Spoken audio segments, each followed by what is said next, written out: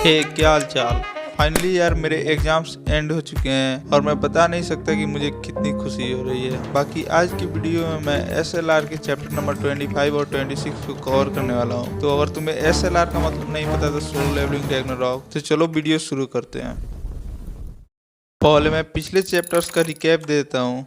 तो पिछले चैप्टर में हमने देखा था कि सुओ और उसकी टीम एक डंजन क्लियर करके शैडो डंजन में आए थे, जिसके अंदर एक और डंजन गेट ओपन हो चुका था। अब चैप्टर नंबर 25 में हम सुओ और उसकी टीम को देखते हैं, जहां ये इस डंजन में व्हीकल्स को देखकर काफी हैरान होते हैं क्योंकि तुम एक डंजन में मशीन्स को यूज नहीं कर सकते और इस डंजन में फैंस भी था, जिस वजह से इन्हें लगता है कि शायद से ये किसी दूसरी कंट्री में तो नहीं आ गए। फिर सुओ शैडो डंजन में गेट को चेक करने के लिए जाता है, लेकिन इसका कोई फायदा था नहीं क्योंकि पिछले डंजन का गेट शैडो डंजन से डिसअपीयर हो चुका था। वहीं दूसरी तरफ जो बाहर वेट करने के लिए हंटर्स आए थे या जिनको हायर किया गया था, वो भी हैरान होते हैं कि आखिर ये डंजन गेट बंद कैसे हो रहा है। अब तो कोई दूसरा रास्ता था नहीं, इसीलिए सुओ और उसकी टीम पिरामिड के अंदर आते हैं, जहां इन्हें वहीं दो हंटर मिलते हैं जिनको हमने पिछले एपिसोड में देखा था।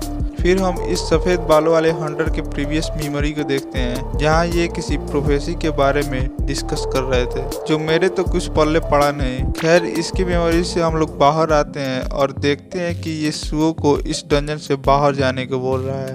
अब हम लोग तो जानते हैं कि सुओ यहाँ से जाने वाला तो है नहीं, क्योंकि इसे अपना क्वेस्ट कंप्लीट करना है। फिर सुओ भी बोलता है कि अगर मैं ना जाऊँ तो फिर क्या था, दूसरे सफेद बाल वाला हंटर की टीम से एक बंदा अटैक कर देता है और हमारा सुओ भी कौन सा कम है, ये भी इस अटैक से बच जाता है और फिर काउंटर अटैक करता है, जिसका तो कुछ खास असर उस हंटर पे पड़ता है नहीं, क्योंकि सुओ ह्यूमंस के खिलाफ होल्ड बैक कर रहा है या हमेशा ही करता है।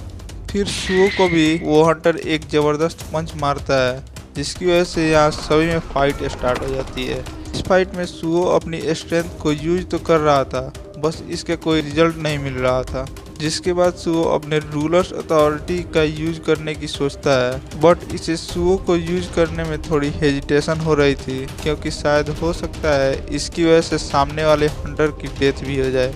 तभी यहाँ मौजूद दूसरे हंटर की टीम का लीडर इसका सर धड़ से अलग कर देता है और सुओ से बोलता है कि डंजन में सिर्फ मॉन्स्टर्स ही हमारे एनिमी नहीं होते। इस पर सुओ को रियलाइज होता है कि हाँ, मैं बिना किसी को किल किए अपने गोल तक तो नहीं पहुंच सकता और मुझे अपनी टीम को प्रोटेक्ट भी तो करना है। तभी असुरा गिल्ड का ये हंटर अपना इंट्रोडक्शन देते हुए सुओ से अलायंस फॉर्म करने को बोलता है। तभी इस पर एक एनिमी पीछे से अटैक कर देता है। तभी सुओ उस पर अटैक करके एक ही पंच में उसे ढेर कर देता है और बोलता है कि अब तो मैं कभी भी होल्ड बैक नहीं करने वाला। फिर ये असुरा गिल्ड के साथ अपनी अलायंस फॉर्म कर लेता है और फाइनली यहाँ सुओ अपने शैडो मोनार्क वाले पावर्स का यूज करता है और अपने शैडो मॉन्स्टर्स को समन कर लेता है, जो देखकर असुरा गिल्ड के हंटर को भी काफी हैरानी होती है कि ये समनर होकर के भी इसके पास इतनी स्ट्रेंथ कैसे है और ये इतने सारे मॉन्स्टर्स को समन कैसे कर पा रहा है। फिर इनके बीच अभी फाइट स्टार्ट होती है कि तभी डंजन के मॉन्स्टर्स इनकी फाइट की वजह से